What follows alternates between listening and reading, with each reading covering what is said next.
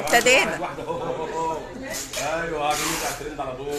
ايه رايكم بقى في الاسعار؟ ما قلنا بنقول في كرمس هنا في انفجار، لما نقول انفجار يعني الناس اللي جايين من كل حته، الناس اللي جايين من كل حته عشان يشرفونا في دي كده تحفيظ القران. الناس جايين من كل حته عشان يتعرفوا عليه. بقى ايه رايك في ايه رايك بقى؟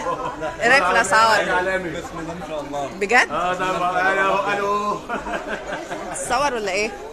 قولي لنا ايه رايك بقى في الاسعار؟ مش هترضى؟ طب تمام. اتهنوا بالحاجه يا رب. ما شاء الله ما شاء الله، ده جيز عرايس عالمي هنا في الافندي. الافندي بيقول لكم اللي هيجي هو اللي كسبان بالجوده والسعر والخصومات اللي مش هيلاقيها عند الافندي بس. اللي خليه بقى نايم بقى لغايه ما يرجع تاني والدولار يرجع تاني ب 60 70 ويجي غالي حاجه تبقى نار. هنا بنقول يا ريتني بلاش وجود عند الافندي. الحقوا بسرعه استفيد بعروض الافندي اللي موجوده في الكنس دار تحفيظ القران بشارع السوق. باقي 5 7 8 ايام والحقونا قبل ما افنديكم يقول لكم باي باي. برش عليكم الافندي بيموت فيكم. الله عليك. صح الناس كون الناس حبايبنا. باي باي.